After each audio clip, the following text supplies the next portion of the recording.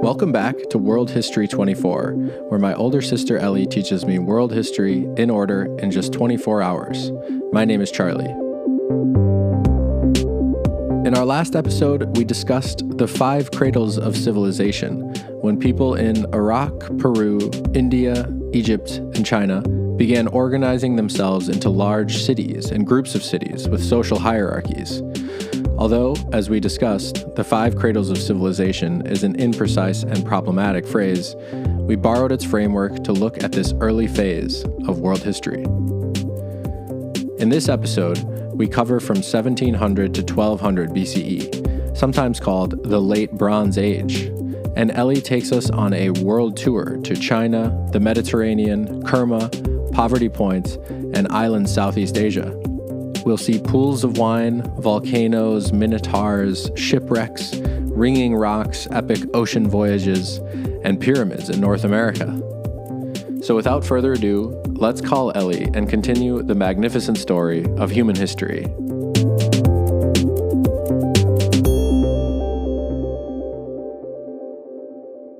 Episode 2 left off in 1700 BCE. Where are we going to start in episode 3? So we're going to start right there, right in 1700 BCE. And Cool. The first thing that I want to do is just lay out a picture of how the world looks at this point in history in 1700 BCE. Over the earth, more and more people are living in cities. More and more people are reading and writing. They're organizing themselves into hierarchical structures with monarchs at the top. Big parts of the world have become intricate webs of cities and city-states. Some of them have started conquering each other and ruling each other, which create the early empires. In lots of the rest of the world also, people are not living in cities, and they're not organizing themselves that way.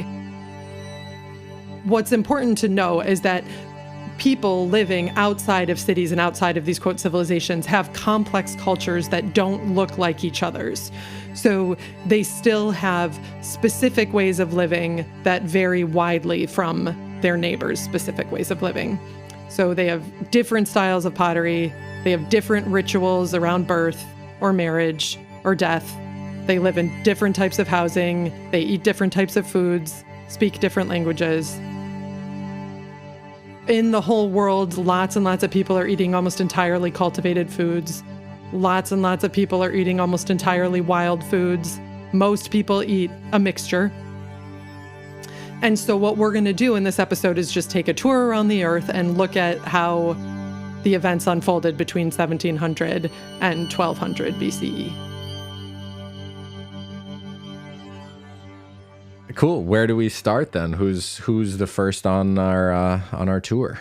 We are going to start exactly where we left off in our last episode, in China, in the Xia Dynasty.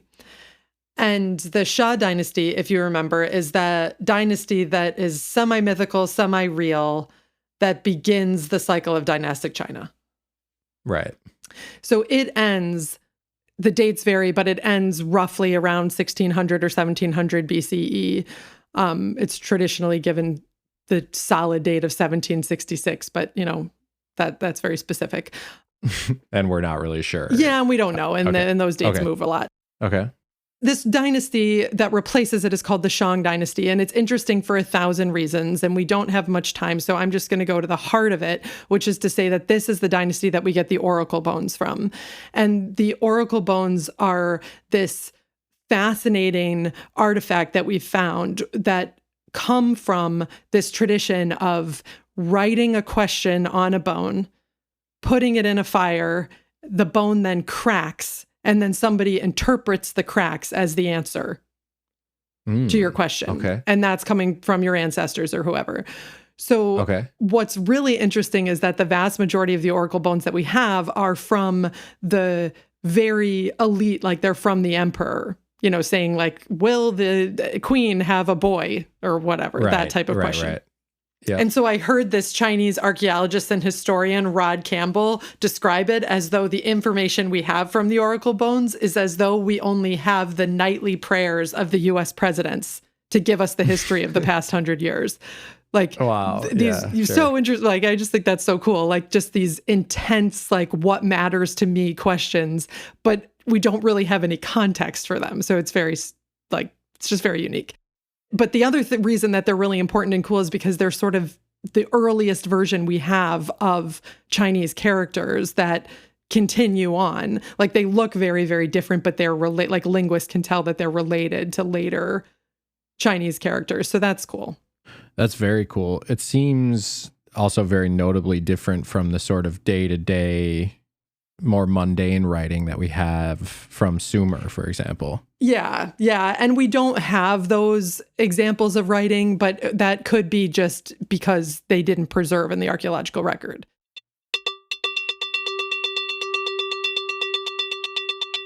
So the Shang Dynasty is interesting for a million reasons, like we said. It's not totally clear with some of these early dynasties how much control they actually had over the surrounding countryside. There's this old Chinese proverb that's the sky is high and the emperor is far away. And I think that is especially true with these old dynasties. It's not totally clear if you were just a farmer living way out in the countryside, if you would have felt a lot of solidarity and allegiance to the capital cities. Right. So just who really knows exactly what the politics looked like. But nevertheless, that's the next dynasty of China.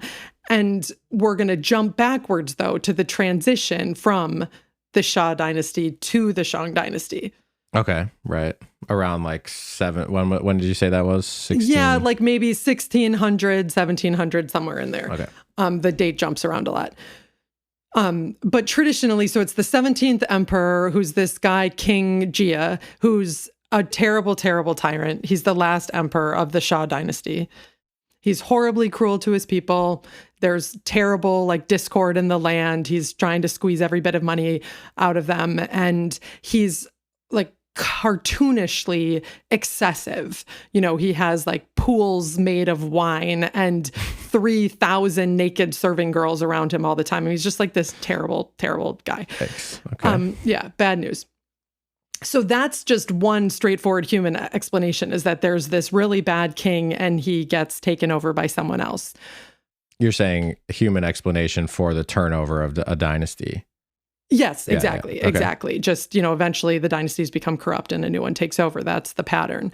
However, when you read the Bamboo Annals, which is the earliest written Chinese history, and it covers this transition, it says all these grand things like the sun was dimmed and 3 suns appeared. Winter and summer came irregularly. Frosts formed in July. The 5 cereals withered. Famine occurred. There was heavy rainfall and communities were destroyed. Like environmental catastrophe as well. Yeah, just these huge explanations that, clearly sound like the mandate from heaven is being lost. Not that they had that language exactly yet, but that's how it was interpreted later. Okay. But what's strange is that now when we look back on it, it might just be a genuine recording of what was happening. In that, right around that same time, way over in the Mediterranean Sea, on the island of Thera, a massive, massive volcano exploded right then. Oh. Right? Which then shoots all this stuff into the air and actually does dim the sun. Dim the sun, wither crops, make Absolutely. ash fall in the summer, and right. Yep. So that volcano is called Santorini, and about 7 cubic miles or 30 cubic kilometers of magma erupts out of that volcano. What? Yeah, the column during the initial phase of the eruption goes 23 miles or 36 kilometers into the sky.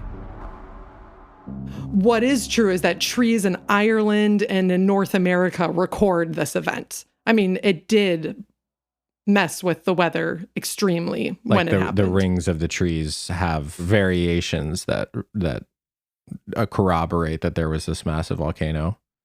Yeah, Wow. Exactly. Okay. Exactly. And so what's really cool about this is that, well, I mean, it's also very sad, but what is that it Super cool. It exploded on this island that had this incredibly cool culture on it, which we're about to talk about. And it's very possible that that's where the myth of the lost island of Atlantis came from. So Plato, who writes about it, says, "Now in this island of Atlantis, there was a great and wonderful empire, which had ruled over the whole island and several others, and over parts of the continent," meaning Greece. "But there occurred violent earthquakes and floods, and in a single day and night of misfortune, the island of Atlantis disappeared in the depths of the sea." And that is more or less what happened. I mean, it was like in a single event, just this catastrophe. And it's not as though the entire island sank into the sea, but it is, it was a catastrophic event. So this volcano is off the coast of Greece. Off the coast of Greece. In the Mediterranean Sea. And it's in the Mediterranean Sea. And it's recorded in the rings of trees growing in North America, you said? Yeah, exactly. And it's blotting out the sun in China. In China, yeah.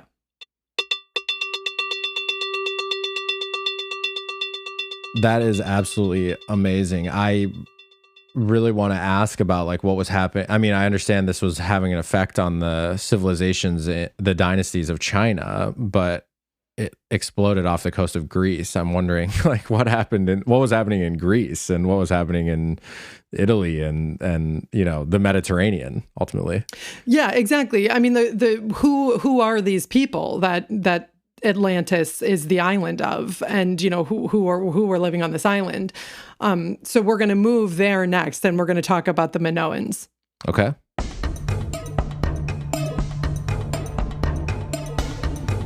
The first thing we really want to say about this part of the world, like about Crete, is just that this whole corner of Afro-Eurasia, like the intersection of Afro-Eurasia, is the most interconnected world you can imagine. This Bronze Age world that historians are always talking about is just this tapestry of kingdoms and empires and city-states that create a web of trade and cultural exchange and linguistic exchange, religious exchange. It's a little bit like how you might think about Europe in 1500 or something. They're all shipping their daughters off to marry the princes of different kingdoms in order to strengthen relationships, but then they're also constantly having wars. Sure, like right. If you can imagine, just like it's a very, very interconnected world. And of course, Crete is very well located because it's an island. And so all these ships are coming and going, landing on all these ports and all these different kingdoms, picking up stuff. And so anything that's like a big centrally located island is like, going to end up wealthy. Right. There's a very famous shipwreck off of Turkey, and because it's a shipwreck, all the goods that were on the ship are very well preserved because they're underwater. But it just kind of gives you a sense. Like, first of all, the actual ship itself is made out of cedar from Lebanon, but then on it, there's like volcanic stone from Bulgaria and like a gold scarab that has the name Nefertiti, who's an Egyptian queen, on it. And there's elephant tusks and hippopotamus teeth and ebony from Nubia. But then there's Mycenaean glass, and there's silver and gold jewelry from Canaan, and just etc. Like, you get the point. It's cool. Wow. On this one boat. Yeah, definitely. And we often think of all these different places as completely disparate concepts in our mind. And what you're saying is like there's a lot of exchange happening even back then between all these places. One of the people of this world is these Minoans, and they are living on the island of Crete. And one thing to know is that we don't know what they actually called themselves. Right. Classic. Yep. And people have been living on Crete for thousands of years, which is another thing that we've also said. Classic. Yeah, exactly. But the height of like the Minoan culture that we talk about is like 2000 BCE to 1400 BCE.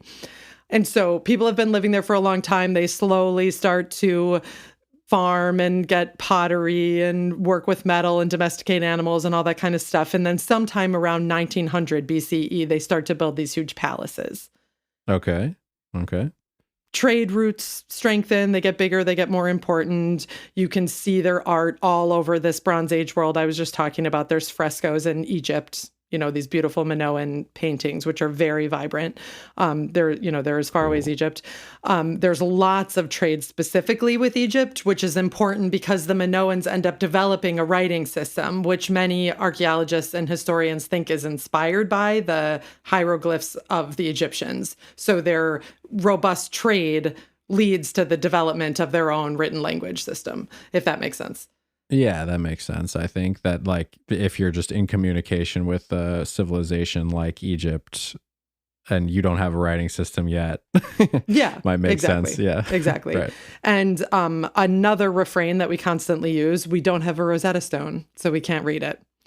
Sadly. Gosh, dang it. I know. And this one just seems kind of baffling to me because there's so much writing in general in that world that the idea that we have never found a tablet with linear A is what we call the Minoan writing next to a language we can read just feels, just more surprising. Yeah, it's true. Yeah, I see what you mean. But anyway, they're building these palaces, developing their writing, and then our volcano happens. Right. And so this volcano is again on the island of Thera, which is north of Crete, but it's, a big part of the Minoan culture. And this volcano explodes. Right. And that creates, a series of earthquakes. It just kind of unfolds like this big disaster. The one thing I will say, though, that is actually good news is that it doesn't seem to be like Vesuvius. There aren't all these bodies buried under the ash, which... what they think that means is that the people knew it was coming and they evacuated. So probably the volcano was spewing smoke for a long time before it actually exploded. Yeah. Just kind of by luck, it was an eruption that allowed you to see that it was going to happen. Yeah. I get what you mean. Yeah. They can see that right on that island of Thera, even just valuable stuff was removed, which seems like they had a lot of warning. Okay.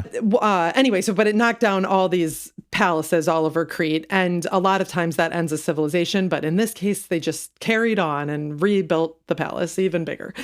And Minoans. Yeah, exactly.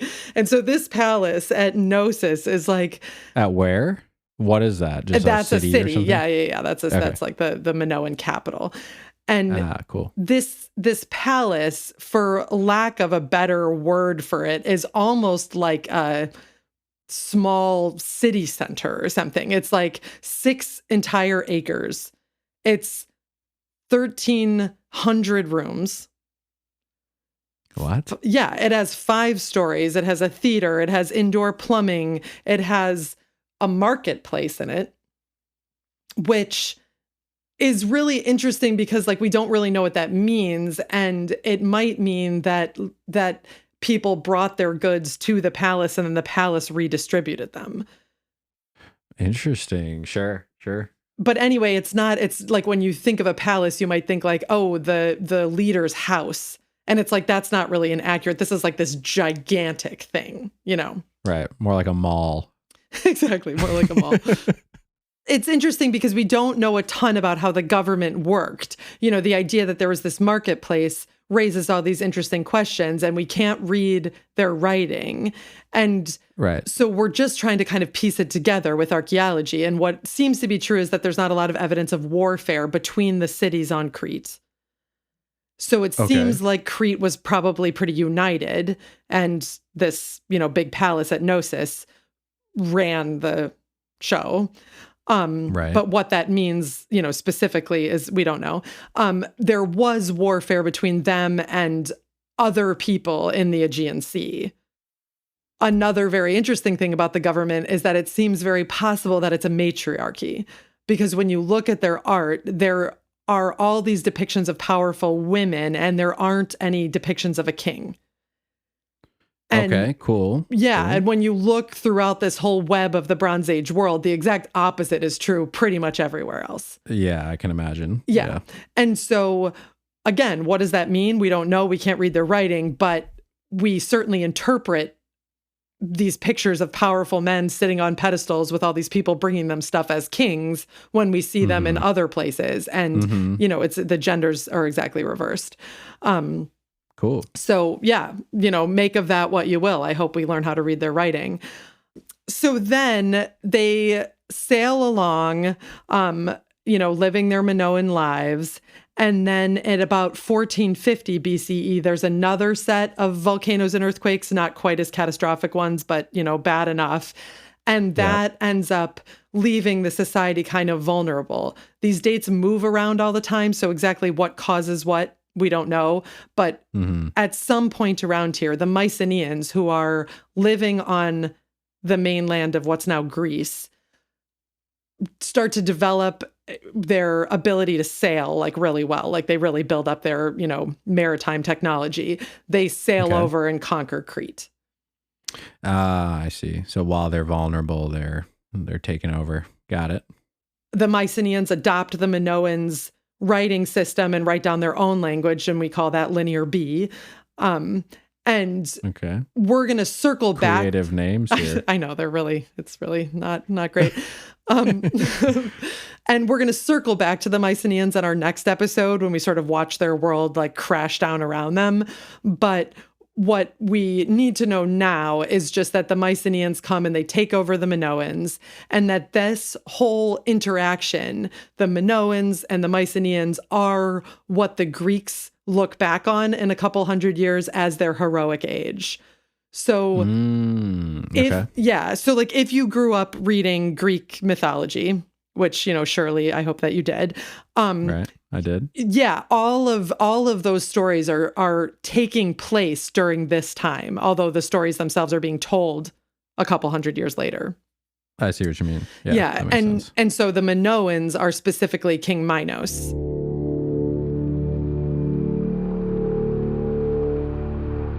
As the myth goes, when King Minos came to the throne at the massive palace at Knossos, the Minoans ruled over a large empire from Crete.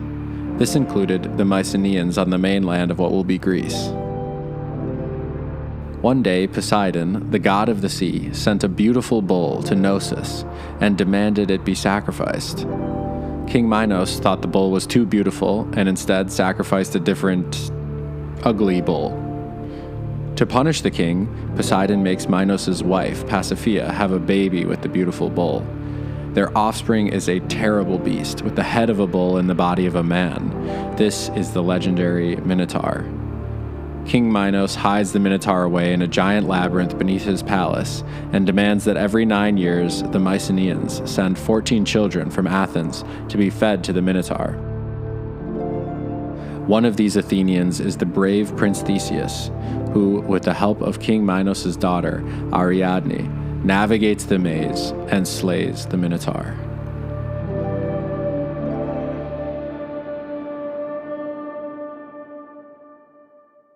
And so that's, the Minos in question, although we don't even know if there were any kings there at all. Or Minotaurs. Probably there weren't Minotaurs. But what is true... I don't know, man. I mean, it's hard to know. But what is true is that the Minoan culture in general had depictions of bulls absolutely everywhere. Like there's huge bulls all over the palaces, and they're just kind of everywhere. So I did read somebody speculating that the myth of King Minos might have some historical reality in the sense that the Minoans were subjugating the Mycenaeans. I see. They probably weren't literally demanding that they send 12 children over to be eaten by a Minotaur, but it was as though this bull-obsessed people were subjugating this other people, and then eventually they came over and vanquished them. That much is true. And so you can imagine how, as that story gets told around firesides for several hundred years, it kind of morphs into this magic thing. And, and that, again, is a theme that we've talked about so many times where, like, this identity building mythology, has these threads of historical reality, like, all through them. So we will leave the Mycenaeans in charge of Crete, and we will come back to them in our next episode.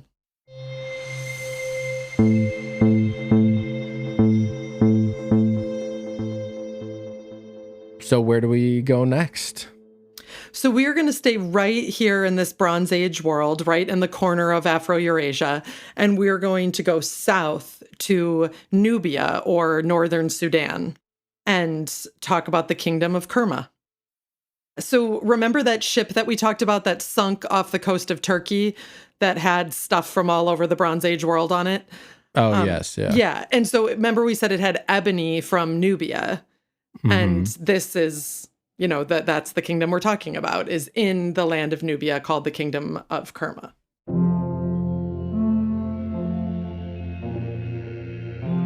And so where is this specifically? It's right south of Egypt.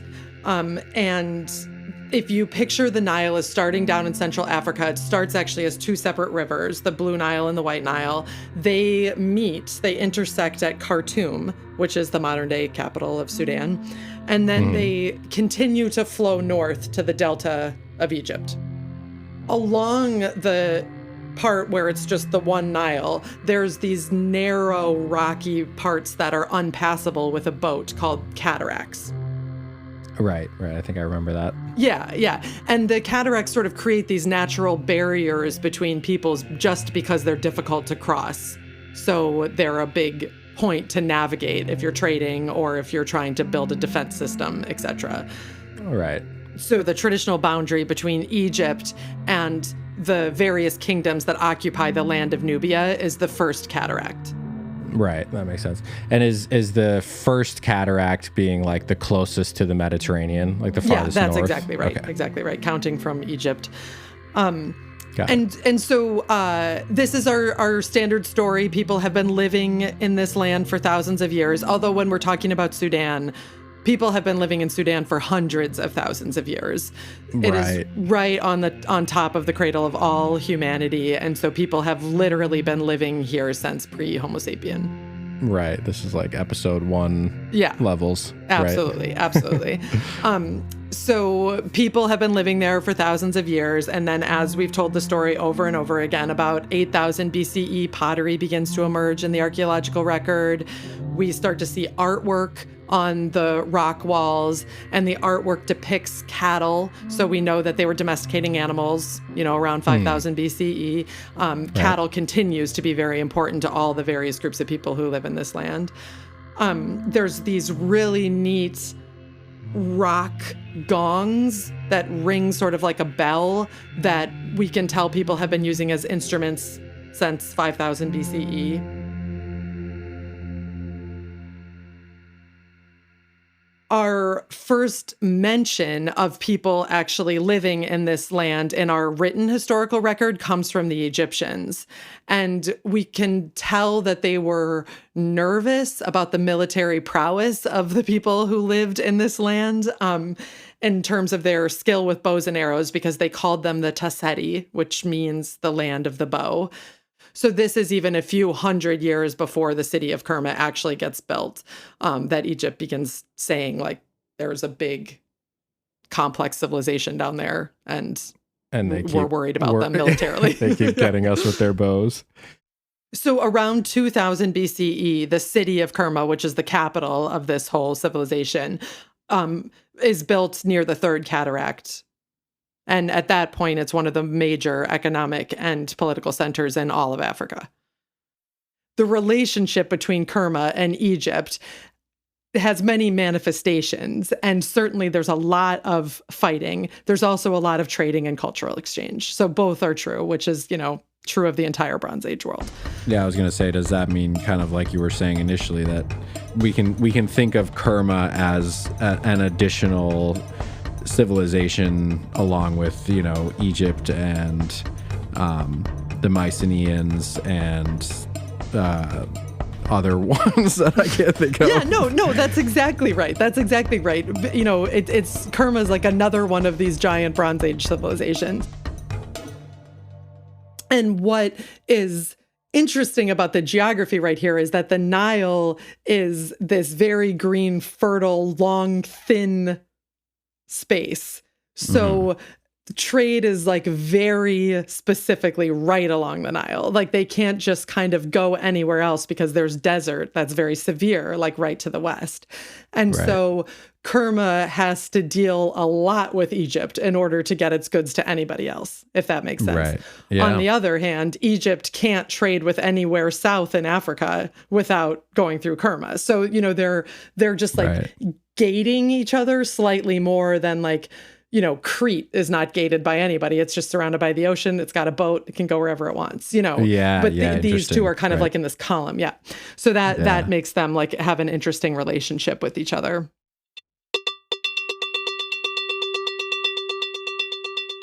A really important thing to know about Kerma is that it was not taken seriously by archaeologists until way too recently. It was sort of dismissed as this outpost of Egypt. And because of that, everything that I'm about to say will surely be like built upon dramatically in the coming years. But what we do know is that at the heart of their cities were these defufas, which are these columned buildings made of mud bricks. There's at least 3 of them in Kerma. And there's these pathways and staircases that lead through the interiors to big platforms on the top.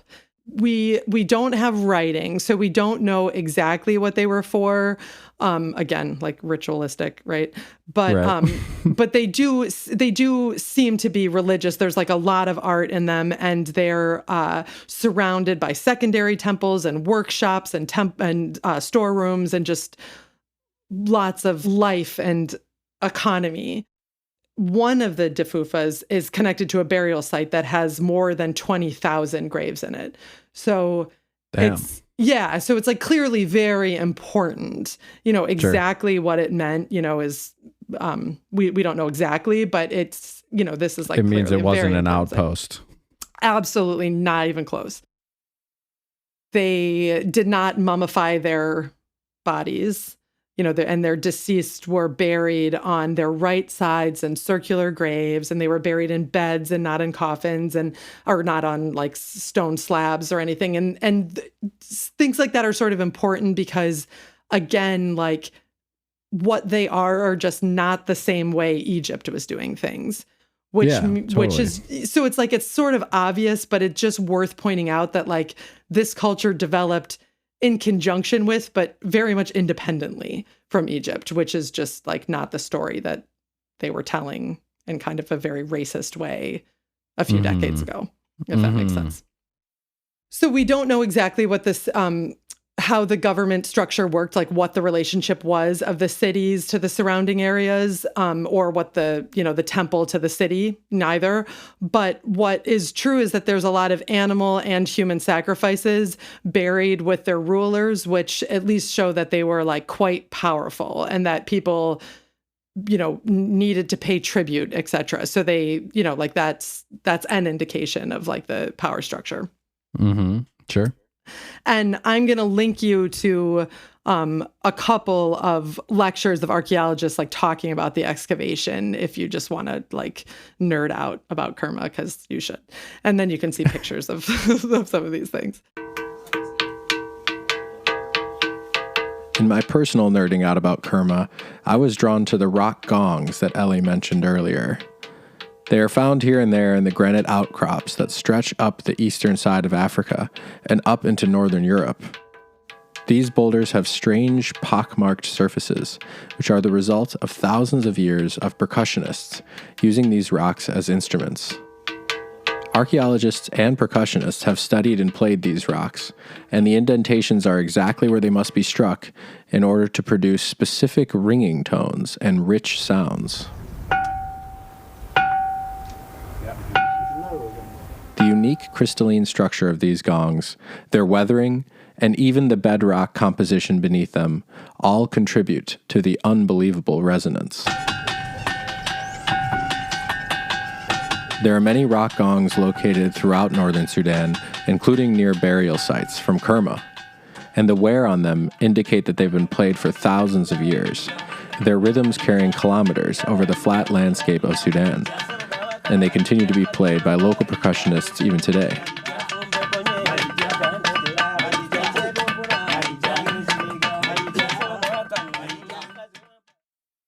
So Kerma's sort of going along, and what's going on in Egypt might be like a period of Egyptian history that you're familiar with if you were into it at all as a kid, because this is when like Hatshepsut, who's like a queen, but then ends up becoming the pharaoh and calls herself, like both calls herself her, but also calls herself King Hatshepsut. Got it. And she rules in Egypt in 1478. So she ends up ruling because the guy who's supposed to be the king is only 2 years old. So then when he gets older and she dies, he becomes the pharaoh. And his name is Thutmose III. And he is like Napoleon or Alexander the Great or I don't know what of Egypt. And he creates this like gigantic Egyptian empire. He just like has this very, the Egypt kind of was very successful and kind of thrived under Hatshepsut. And he just like continues that like economic thriving by just like militarily taking over the whole world. And so he conquers like all the way across the Sinai Peninsula, all the way up through the Levant into Syria, crosses the Euphrates, has this huge colonial empire. And then when he's been ruling for like 50 years, it's now 1550, he goes south and attacks Kerma. I see. Yeah. And so he conquers, Egypt conquers Kerma at this point. And he rules, he's basically has this big colonial empire and Kerma like becomes a colony of Egypt. Now, exactly what that means and what it looks like is not, there's just a lot of different ways that went down, like how much specific rule anybody had over their colonies varies a lot in this Bronze Age world. Sure. But it certainly meant that there was like a really intense cultural exchange that began happening because Egypt was just, forcing itself all over Kerma. And so Kerma's, so like this section of the world, which, will soon become Kush, becomes very like Egyptianized at this point. And so we're going to leave this part of the world here for now, but we're going to revisit them in later episodes, including, in like 500 years or so when Kush invades Egypt and then Egypt becomes a colony of Kush, so it's like you can just imagine that these two kingdoms like peacefully coexist, unpeacefully coexist, then one conquers the other, then the other conquers that one. And, it's just kind of like, that's like the history of these two. But at the moment we're leaving Kerma as a colony of Egypt.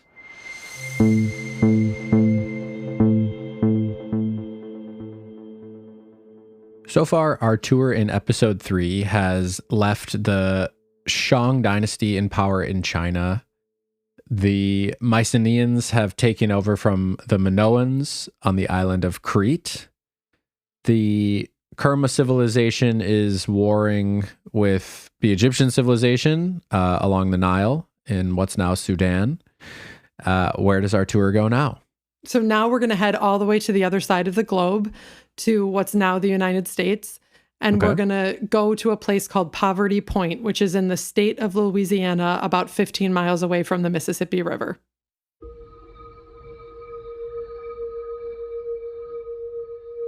Poverty Point is this somewhat mysterious place that we still have a lot of questions about, but it's essentially what appears to be an urban center, showing us that there were urban centers in North America 3,500 years ago. So Poverty Point, if you're looking at it from the top, from a bird's eye view, is a large central plaza. And it's surrounded by 6 concentric mounds. Okay. And so if you picture a lowercase letter D, and you picture the upstroke of that D as a river, and then you picture the round part of the letter D is 6 half circles going further half circles. Okay. Yeah. Okay, right. And through that are 5 paths coming straight down into the plaza. So what it ultimately looks like is a gigantic amphitheater. Okay, right. So that's what it looks like if you're looking at it from the top. If you imagine that Sure. you're standing on the plaza, the river is behind you, the concentric circles are radiating out in front of you, and the paths through them are sort of coming down to you. So there's a lot of things that are super interesting about this. It's planned construction. They leveled the area, capped it with clay before they started building. And then they built it fast, like in one shot in 1550 BCE. Wow. Okay. And it's really, really big. The largest of the concentric circles is 1 kilometer. Whoa. And what we now know is that on the tops of all these concentric mounds, there were hundreds of houses. What? And so people were living in this space. Whoa. Okay. Right? I know. And it's like in our backyard. And have I ever been there? No. Okay. And so the other big earthen structures that are in this space are mounds, like cone mounds, the biggest of which is a pyramid. So there's the concentric semicircle mounds creating the curve of the shape of the D, and then within that broader structure, there's these smaller pyramids, or not smaller, but just there's pyramids also. Yeah. And so Okay. one of them is in the actual plaza, like in that central plaza. Okay. And what's so interesting about that one is that it's pretty small and it's been rebuilt 16 times. So it was clearly important to keep maintained. It had a wooden structure on top. Behind the semicircle, there's this gigantic mound. It's called Mound A. And this is essentially a pyramid. It's massive, massive, massive. It's 22 meters tall, which is like a 7-story building. Okay. 216 meters long by 195 meters wide, which is, 8 football fields, soccer fields. Okay. Yeah, just huge. The largest earthwork structure in North America until like 2,000 years later in the Mississippian culture. Wow. Okay. Yeah, and it was built after the rest of the site already existed, interestingly. And what's incredible about this place is that you think of Louisiana, it's a very rainy place, and there's almost no erosion from rain in the structure of the actual dirt that's piled up to make this thing. And what that means is that it was built incredibly fast. They think it was built in less than 90 days. Otherwise, it would have rained and started to wash it away, and then you would have seen that evidence. Wow. And okay. It's made of 390,000 tons of dirt, which were carried in baskets by people. Oh my God. And piled Okay. up. So, I mean, just the In speed- 90 in 90 days? days. Yeah, I mean, it's just like unbelievable. I can't even imagine it. Then they covered it with clay to keep it from eroding, and there it still stands to this day. So yeah, a lot of people worked together on this, and they worked on it fast. There's then another mound, another cone mound to the north, and then another mound that's actually shaped sort of like a rectangle to the south of that gigantic Mound A pyramid. Now, what's really fascinating about this, these mounds were built at slightly different times and whatnot. But what's true is that those 3 mounds that are sort of behind our semicircle are on a north-south axis exactly. And what that means is that whoever was living at Poverty Point were astronomers. Because there's no way you can do that without like understanding the movements of the stars.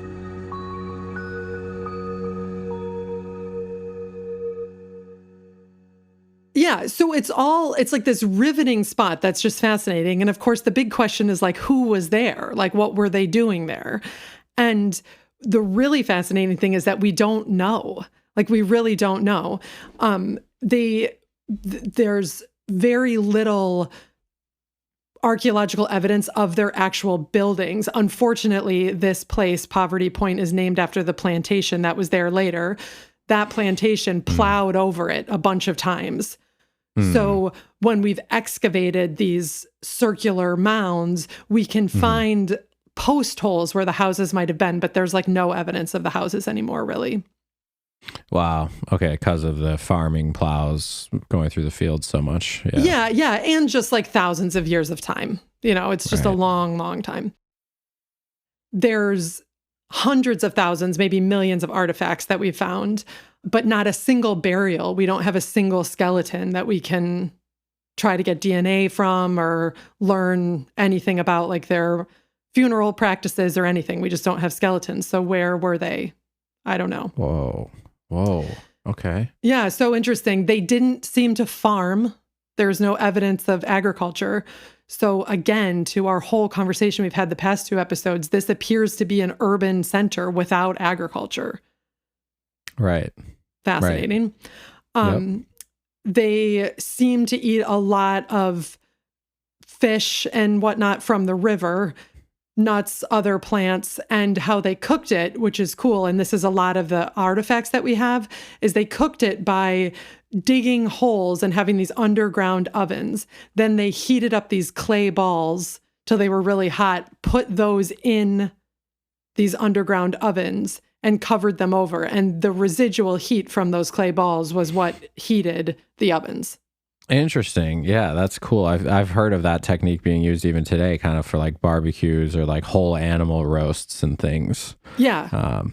It sounds like this is, like you said, kind of like the Copper Age cultures from episode 1.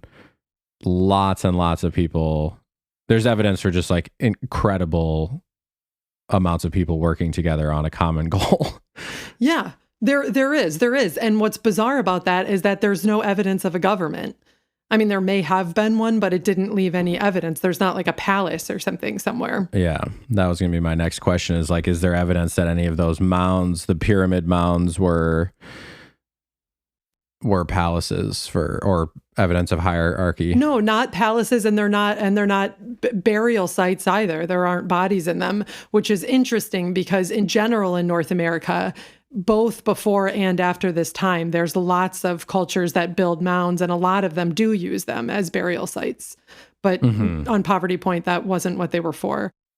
There's a lot of archaeologists who actually think that this might not have been a site where people lived.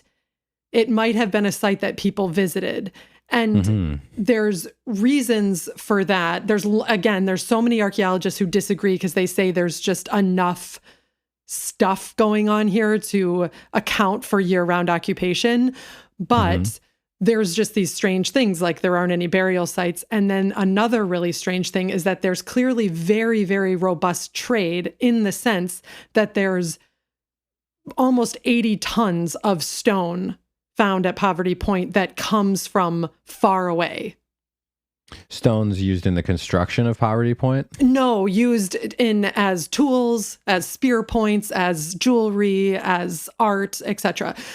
Weirdly, this part of Louisiana doesn't have any native stone, which is hard for my New England mind to get around. But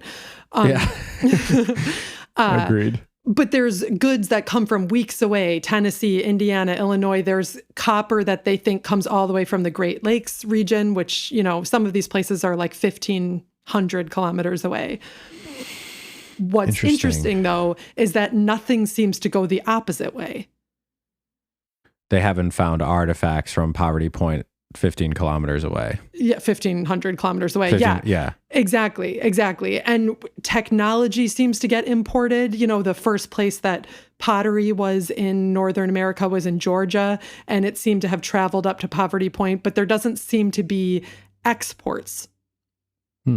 So some people speculate that maybe this was a place where people gathered for the solstices or the equinoxes or something. That it's controversial because some people think, no, people lived here. We just haven't found whatever it is we're looking for. And maybe they were trading something that biodegrades easily, and that's why we can't find it. But there just are some, anomalies to it. Yeah. I think the lack of burial sites seems like a pretty significant anomaly. I mean, I know you said that, but it seems like that would be that's the indication in other sites around the world that we've been talking about, that there's definitely habitation. Yeah. And, and they say, well, maybe they were cremating, they might have had a cremation practice or something. I mean, it's not like a guarantee, but there's just some kind of odd things that make people wonder if this was a gathering site rather than an actual year-round habitation. Like a city. Like a city. Yeah. But either way, an interesting exception that points to our bizarre dichotomy of like city dwellers and hunter-gatherers as being a binary concept. That's just not true. And this is just yet another exception showing that that's not helpful. So anyway, it was occupied until about 700 BCE. And then it stopped being occupied. And we don't really know why, or, we don't really know who was there in the first place. And so we don't really know where they went. Very fascinating, okay. But that's Poverty Point. Unlike previous cultures Ellie has taught me about around the world, this one is in my home country, so I'm frustrated that these astronomers and pyramid builders would have been kept out of my education.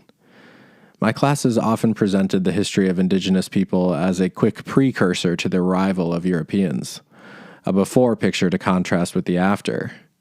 There was no suggestion that the reality may have been, in fact, complex urbanism 3,500 years ago. But Poverty Point challenges that completely, and it defies many tenets of civilizations and cities more generally. For example, without leaving evidence of social inequality or monarchs, why and how did so many people work together to build such a magnificent place? And how did they feed such a large centralized population without agriculture? Archaeology may never answer all these questions, but I hope the history classes of future generations will include Poverty Point, so they won't be surprised like I was to learn that there's a pyramid in Louisiana.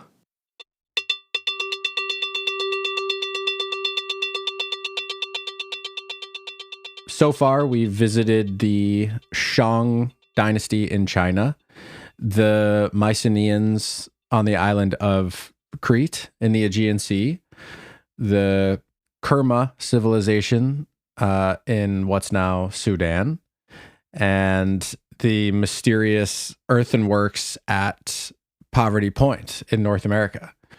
Where do we go now? So we are again going to travel to the other side of the world.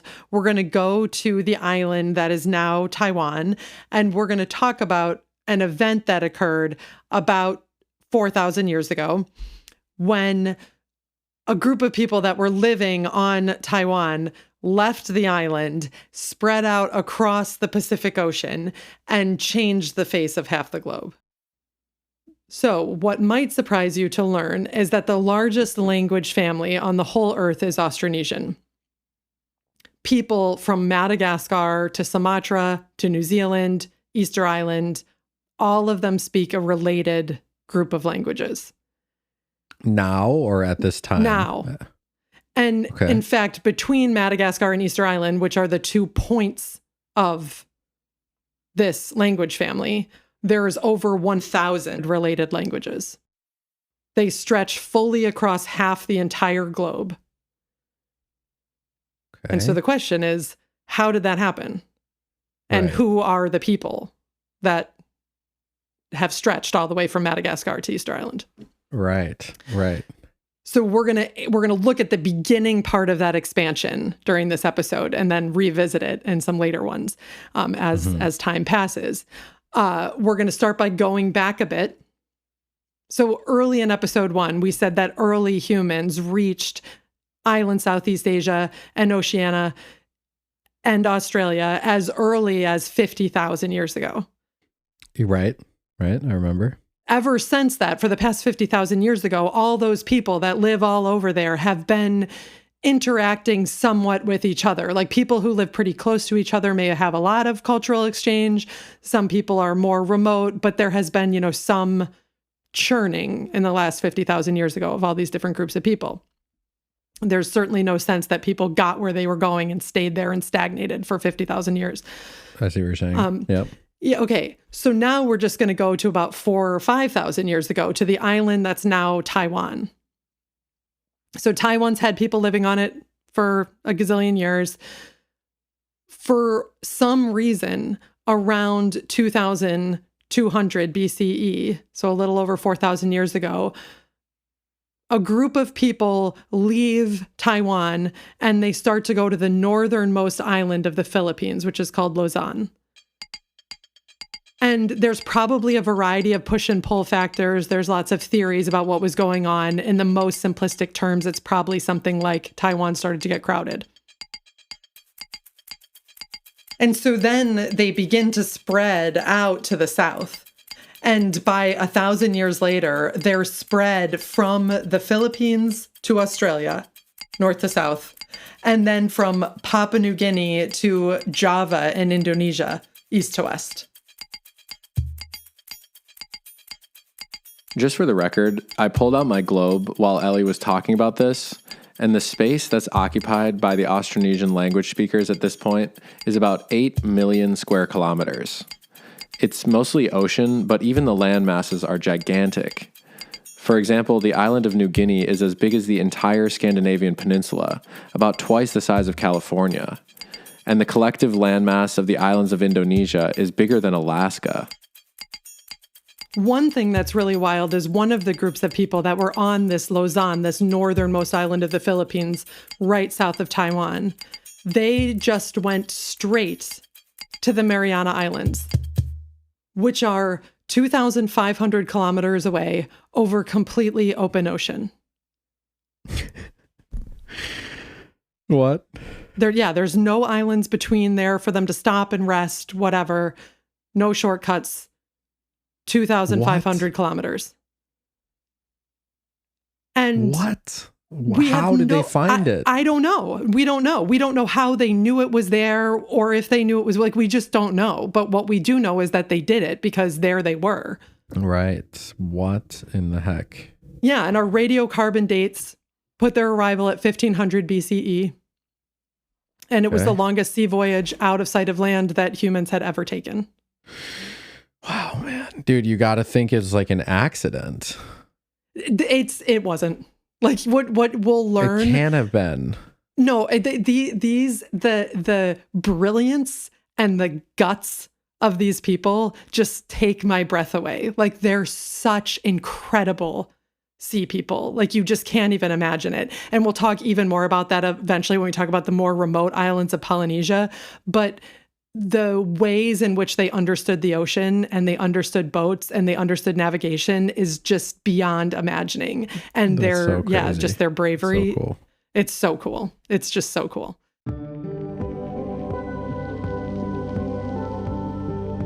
So within this whole large language family of the Austronesian speakers, we're going to now zero in on one smaller geographic space, sort of far to the east. And this makes a triangle from the Bismarck Archipelago down through Caledonia and then all the way east to Samoa and Tonga. And this group of people becomes known as the Lapita people. They're called that because Lapita is the name of the place in which we found the first big archaeological site, so that the whole group of people gets named after this slightly random site, which, happens over and over again. Yeah. They're largely identified by this very specific pottery they have called red slip pottery. That's red pottery with these cool designs on it. I'll link you to pictures of it. Mm-hmm. And they spoke this Proto-Austronesian language. And as they traveled over all these lands, as we said earlier, these lands already had people on them. Or lots of them did, not the people that went straight to the Mariana Islands, but everywhere else. There were already people in them. And then began this long time of cultural exchange and language exchange with all the people that were already there. And so over time, that forms several subgroups of cultures and ways of living and lots of different languages. They just have there's this long period of a lot of going back and forth between all these islands and different types of cultural exchange.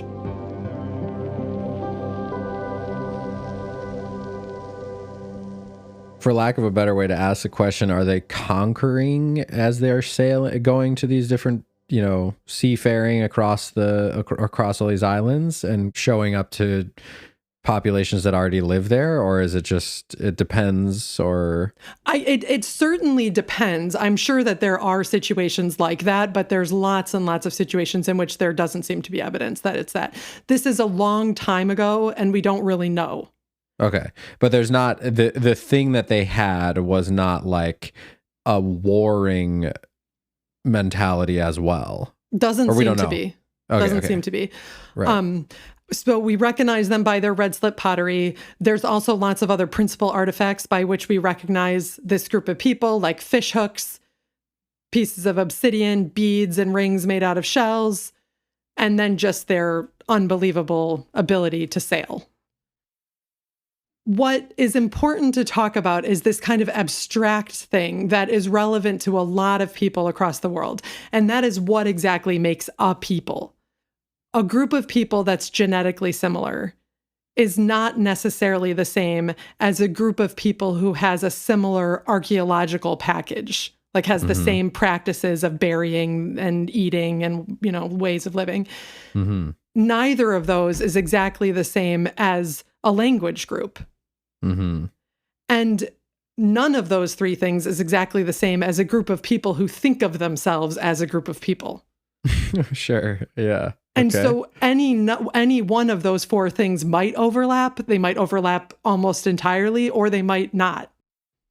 So when we're talking about the Lapita people and who are the Lapita people, it isn't necessarily true that they would have thought of themselves as the same as each other. And certainly over time, they were no longer speaking the same languages, although their languages were related. And we can trace them genetically all the way back to Taiwan. But of course, they've now spent 1,000 years intermarrying with people from very far away. They arrive. Yeah, right, exactly. Right. So that's just important to keep in mind. It's not like the Lapita people. We're like, we're the Lapita people. I see what you mean.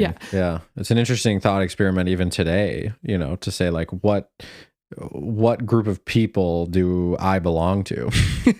It really depends on culturally it's this, my burial practices are this and my, seriously, it's like, it's all kind of the same question. Yeah. No, that's completely true. And you might be genetically related to people who live on the other side of the world and you will never talk to and don't really have anything in common with. Yeah. Right. Yeah. So insofar as they're a people who have a singular archaeological package, meaning we find similarities when we look at their sites, they are clearly an ocean people. They like beaches and peninsulas and even sand spits. They don't live like on mountaintops. They live on the water. They live on land, but near the water. Got it. They frequently live in houses on stilts. They eat tons of fish and shellfish and turtles and porpoises and octopus and all kinds of ocean resources. But also they bring with them on their boats their domesticated animals and their domesticated crops. Whoa. Which are like goats and things in that part of the world? Pigs, dogs, chickens. Okay. Breadfruit, yams, and taro. Any given group might also be carrying other things, but that's kind of like big ones that are in common. Okay. There's some mysterious things like they don't bring rice or millet, which does exist on Taiwan at this point. So why didn't they? Huh. That's interesting. Yeah. It's also interesting because those exact plants and animals I just mentioned aren't in Taiwan. So why are those the ones that so define the Lapita people? And this is like a part of archaeology that's like really exploding. So I imagine that we'll have answers to some of these questions eventually, but we don't really yet. Okay, fair enough. So we're going to keep circling back to these people. But in general, what's important to know is that they leave Taiwan, they go to the Philippines, then some of them go straight east in what's an unimaginable over open sea voyage. Lots of them go south and then west, or south and then east. Over the next 1,000 years, they're everywhere. And at this point, their genes and their language have spread across half of the entire globe. And that makes this thing that this group of people do one of the most defining moments in world history. The act of this journey, this journey out of Taiwan and onto all these other islands has just changed the world in the most profound way. Half the globe has been affected by this, all the way to Madagascar, right off of Africa, Genetically, culturally, linguistically, all of them, honestly. All the things you said and make a people they've done it all. Yeah, they've absolutely affected them all.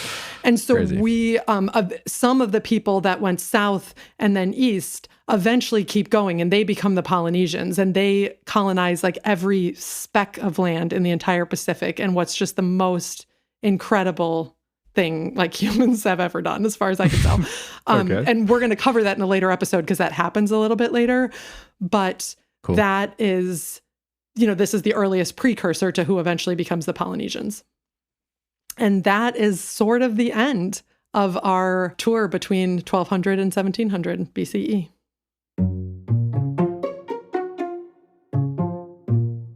Okay, so I just thought this might be fun to do as an outro exercise. And I'm just going to ask you because I don't actually know what my answer is to this question. Okay. But of the various places that we've talked about so far, if you could jump in a time machine and go back to just one of them, and in one of the dates we've talked about, sort of the golden age of one of these places, what do you think you would choose? Oh my God. I mean, my immediate answer was just somewhere with the Lapita people, because I just think they're so cool. Like, I just want to be like, how did you navigate? I want to be on that boat that's like going to the Mariana Islands, just being like, what are we thinking here, team? Where are we headed? But of course I want to go to the Indus and like ask how their government worked and did they have one? And I want to know what was going on at Poverty Point and did people live there year round? I mean, those are my three for sure. Yeah. What about you? Yeah. I think mine would be from episode 1, Çatalhöyük.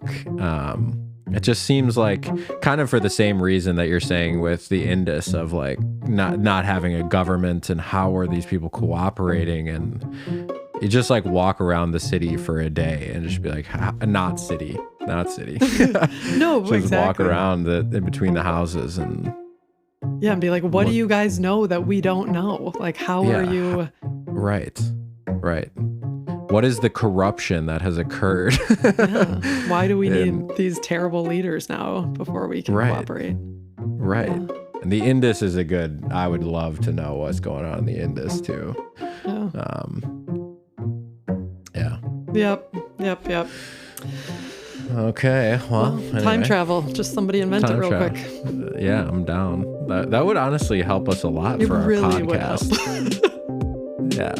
I think if nothing else, just for our podcast, if someone could get on that. And with that, we come to the end of our third call, in which Ellie gave us a world tour to 5 unique spots between the years of 1700 and 1200 BCE, also called the Late Bronze Age. Next hour will begin in 1200 BCE, and as promised, we will look at the rise of the Olmecs in Central America, which is often considered the 6th cradle of civilization. We will see catastrophe sweep through the intersection of Afro-Eurasia and hear the world's oldest surviving melody. Bye, Ellie. Bye, Charlie. World History 24 is written and researched by Ellie Cazella. I do the production and music. Our logo and design work is done by Alyssa Alarcón Santo. And special thanks to the Trust for African Rock Art for giving us permission to use their recordings of rock gongs. For links to any sources mentioned in the episode, as well as lots of fascinating extra material, visit worldhistory24.com. You can also find information there about how to support this podcast. That's worldhistory24.com. My name is Charlie Cazella, and on behalf of myself and my sister, thank you for listening, and we will see you next hour.